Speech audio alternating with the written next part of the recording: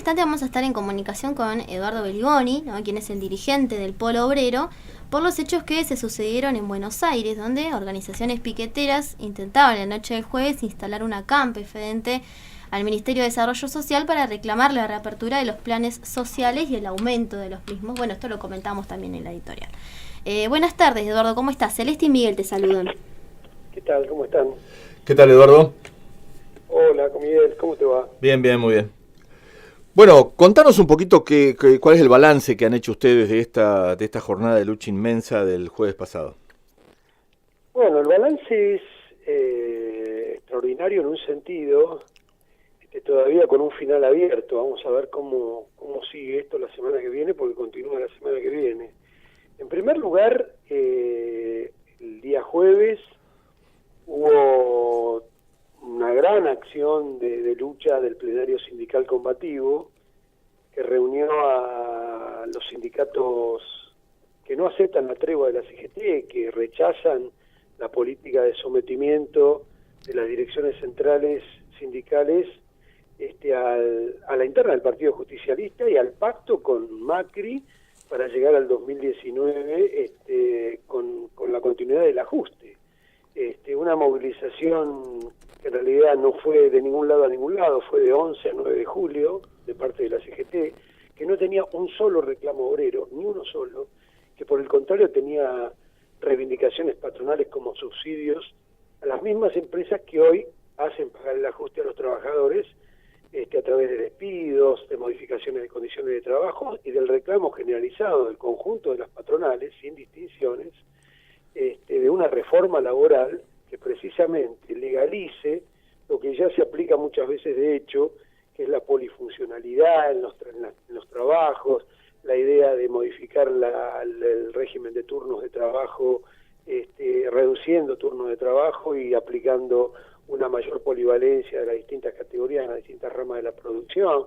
Es decir, toda una ofensiva en regla que es continental, que digamos que no solamente se da en la Argentina, pero acá se expresa muy claramente de la mano de las patronales, del reclamo de las patronales, que si algo le reclaman a Macri es que no haya ido más a fondo en el ajuste y que no haya impulsado la reforma laboral que todos, incluida la CGT, impulsaban allá por diciembre del 2017, cuando una enorme rebelión popular sitió el Congreso, no logró voltear la reforma previsional que estaban tratando, pero advirtió a los partidos del Partido Justicialista, a los partidos patronales, al radicalismo, al PRO y al propio kirchnerismo, de que no iba a soportar, a tolerar una reforma laboral del estilo de Bolsonaro en Brasil, y que iba a pelear en las calles contra esa reforma laboral. Entonces cambiaron de táctica y empezaron a tratar de aplicarla taller por taller, fábrica por fábrica. En ese sentido, la unidad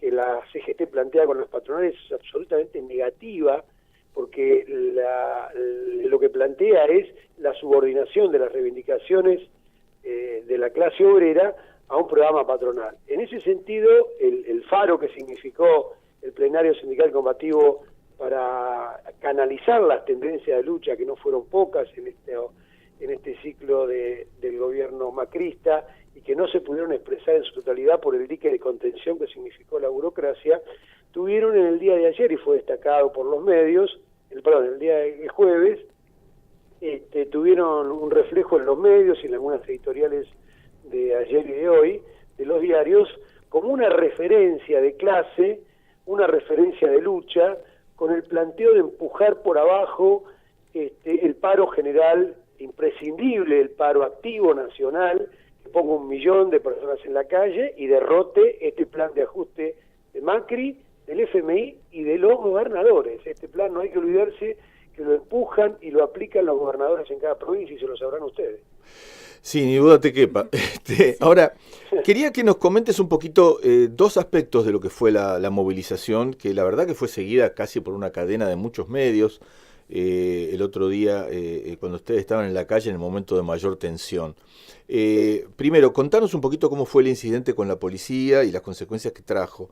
Y en segundo lugar, ¿cómo viste después a las autoridades a la hora de abrir o no abrir una negociación, si se nota una vacilación en la política que están aplicando o no?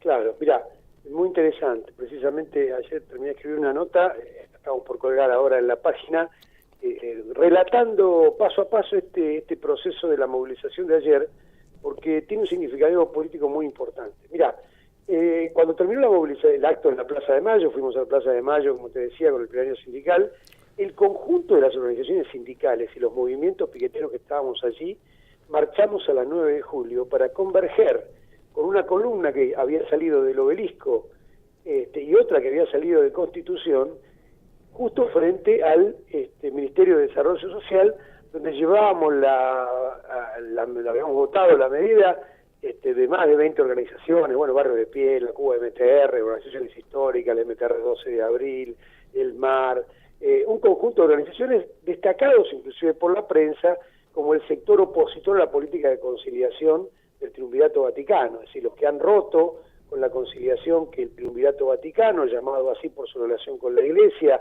y su política de asistencialismo, son los sectores que levantan un pliego de reclamos inmediato, la denuncia de este pacto con Stanley que han hecho en su momento este Triunvirato, y eso ha producido una erosión del campo de los conciliadores, por ejemplo, la ruptura de Barrios de Pie y otros sectores como el MTR 12 de abril que estuvieron en la CETEP, que estuvieron con el Triunvirato y que han roto y hoy están militando y movilizándose con un programa de reivindicación de los desocupados y con un planteo político absolutamente de independencia de clase. Llegamos allí, pasadas las 5 de la tarde, con esta columna enorme de la Plaza de Mayo respaldada por el SUNA, la Unión Ferroviaria, ADEMIS, los UTEBAS combativos, y la verdad que era una expresión de unidad de la clase obrera y desocupada que sería para escribir un capítulo de la historia de esa imprescindible necesidad de ocupados y desocupados frente a lo que es la política de desocupación masiva que se desprende de la crisis capitalista. Entonces, llegamos allí y nos esperó, como le ocurrió a los compañeros del FOL más temprano, que cortaron la autopista 25 de mayo, nos esperó un operativo represivo enorme, un despliegue de, yo te diría miles, no los conté, pero miles de efectivos, carros de asalto,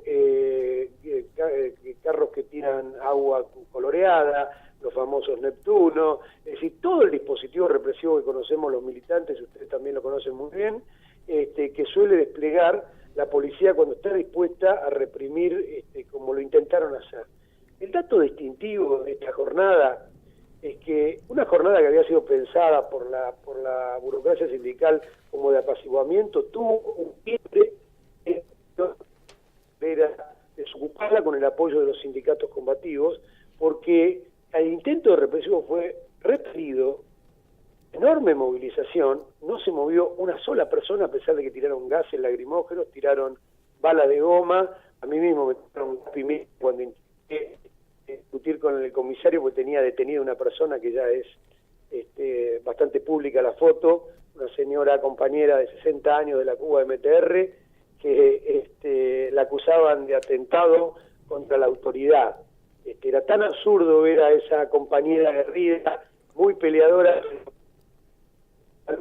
Se nos va un poquito la voz, no sé si te estás moviendo o qué pasa. Hola, yo sí. No me muevo ni un milímetro. Pero bueno, no sé, la comunicación por momentos se cortan algunas palabras. Es lo que ocurre acá con las señales. En Buenos Aires es un desastre esto. Le decía que la represión estaba preparada para desalojar la 9 de julio, impedir, nos dijeron claramente que no nos iban a dejar acampar, que no nos iban a dejar cortar el metrobús, y que iban a proceder a detener a todos los manifestantes que rompieran esa regla. De esa primera intentona represiva, la policía retrocedió hasta la vereda, producto de que la multitud seguía avanzando y no se detenía, que los compañeros tenían una enorme firmeza y voluntad de lucha para no irse y para efectivamente realizar la medida del acampe, que finalmente se instaló. A pesar de que la policía amenazaba con la represión, la voluntad de lucha pudo más, se instaló el acampe desde las 5 de la tarde, se hizo retroceder la represión, finalmente desmontaron el operativo que tenían en la calle Belgrano y liberaron a la compañera que reclamaba el conjunto de los compañeros que estaban ahí, las organizaciones piqueteras, que fuera liberada inmediatamente, y efectivamente tuvieron que liberarla, en un acto conmovedor, la compañera cuando la liberó nos miró y dijo, los periodistas le preguntaban si la habían tratado bien, ella nos miró a nosotros y nos dijo, nos atendió el gobierno, satisfizo las necesidades que venimos acá a traer, y le dijimos, no, aún no. Entonces acampamos, mostrando, a pesar de que la palearon, una mujer de 60 años, que tiene un comedor popular que atiende pibes todos los días, tenía una enorme convicción como la de todos los manifestantes. Eso provocó una crisis alrededor del gobierno. Los propios funcionarios que nos empezaron a llamar nos dijeron que la preocupación del gobierno aumentaba, y ya cercana a las 9 de la noche hubo una reunión que nos confirmaron los funcionarios de emergencia entre Stanley y Macri. Es decir, que esto provocó una crisis al interior del gobierno que había determinado el día anterior, en una reunión que tuvimos, que no iba a abrir los programas, uno de los principales reclamos que tenían las organizaciones, porque los programas sociales, en el medio de esta desocupación enorme, de pobreza que crece todos los días, de indigencia de 3 millones de personas, es decir, de enorme crisis social, los programas sociales están cerrados. Porque cerrados significa que no se puede anotar gente nueva. Que no se puede anotar nadie, y que solamente Carolina determina a quién le da algún cupo de planes, que siempre, por supuesto, se lo da a sus amigos del Triunvirato Vaticano. Es decir, hoy los programas sociales, cualquier persona lo puede comprobar, están cerrados. Uno va a una dependencia del Ministerio de Desarrollo y dice, mire, hace 6 meses que estoy desocupado, no consigo trabajo, está mi familia pasando necesidades, ¿en qué programa me puedo inscribir? ¿Qué ayuda me puede dar el Estado? Ninguna. Los programas sociales están cerrados. Es el principal reclamo junto con el de la universalización de los programas. Lógicamente, son medidas paliativas. Aquí lo que necesitamos, como ustedes bien lo saben, es la necesidad de el trabajo para las familias que están desocupadas, para los trabajadores que están desocupados, y por supuesto, más en general, la idea de que esto solo puede venir de la mano de una reorganización nacional de las fuerzas productivas, de los recursos, de lo que produce este país al servicio precisamente de la satisfacción de las necesidades populares, del salario y por lo tanto de la necesidad de un gobierno de otras características que para nosotros es el gobierno de los trabajadores. Pero en lo inmediato es necesario derrotar el ajuste y que por lo menos los compañeros que están atravesando una situación de emergencia social pero dramática en muchos casos, los comedores populares se llenan de trabajadores ya no desocupados, sino de aquellos que cobran menos que la canasta de pobreza. Entonces tienen que concurrir a los comedores populares, es decir, asalariados que están debajo de la línea de pobreza. Y por supuesto también de jubilados que con lo que cobran o compran los remedios o comen. Y entonces también se están llenando los comedores populares de jubilados, que es una de las mayores injusticias, porque los jubilados aportaron toda su vida y son acreedores del Estado y son maltratados por el anterior gobierno, usurpando sus cajas y manipulando los recursos que aportaron durante toda su vida. Al promediar, para contestar la última parte de tu pregunta, al promediar la jornada ya por las 9:30, 10 de la noche, tuvimos un llamado en el que el gobierno se comprometió, sin dar todavía precisiones, pero se comprometió a abrir los programas. Es una victoria. Una primera victoria fue la de que paramos la represión, la segunda fue que el gobierno dice que va a cambiar su política de mantener los programas cerrados. Vamos a ver en qué consiste. Concretamente que va a asistir mejor a los comedores populares, porque hacía 2 meses y medio que no llegaban alimentos a los comedores populares, con lo cual hacían milagros los compañeros haciendo colectas, pidiendo a los comerciantes de la zona para sostener las ollas populares, y va a otorgar un aumento al monto de los programas asistenciales, que es de 6.000 pesos hoy, cuando la canasta de indigencia está en 8.100. Entonces, se decidió levantar el acampe a las 10:30 de la noche, después de asambleas que discutieron el problema. Había mucha desconfianza en el gobierno, había la idea de que tal vez era mejor quedarnos, pero decidimos votar la postergación del acampe hasta el martes que viene, donde si no hay una respuesta concreta para miles de familias que están abandonadas a su suerte, volvemos al acampe, esta vez por 48 horas. ¿Esto va a ser, hay una reunión pactada entonces ya para el martes? Sí, por eso lo levantamos. El martes hay una reunión en horas de la tarde, donde el gobierno se comprometió formalmente, en la cartera de la ministra Stanley, a hacer una propuesta, porque digamos todo el debate acá era que ellos dicen que sí, que entienden, como dijo la ministra hace una semana atrás, cuando se dieron a conocer los índices de pobreza y de indigencia, que estaba dolida y que comprendía la situación. Ahora, eso obviamente no le da de comer a nadie, con lo cual su política era mantener cerrados los planes, no hizo ningún anuncio en ese sentido en aquella conferencia de prensa con Dante Sica, y ahora pareciera, algunos datos en los diarios de hoy dicen que se habría aprobado de parte de Hacienda un presupuesto para la apertura de los programas, el aumento y la asistencia a los comedores. Vamos a ver si esto es así, y si no, va a continuar las fuertes medidas de fuerza que venimos sosteniendo, y que inclusive la semana que viene pueden tener un componente aún mayor, porque hay nuevos sectores del triunvirato que nos plantean acampar juntos. Claro, porque también debe haber sectores de ellos, de estos movimientos de la CETEP y todo eso, que tampoco están recibiendo lo que quieren. Todos, porque el aumento es para todos. Lógico. Y ellos no lo tienen tampoco. Es decir, la política del triunvirato fracasó.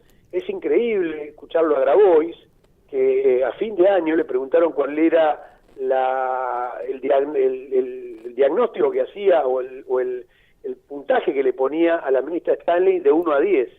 Y en todos los medios, Grabois, que es uno de los dirigentes de la CETEP, dijo que de 1 a 10 le ponía 11 a la ministra de Desarrollo Social.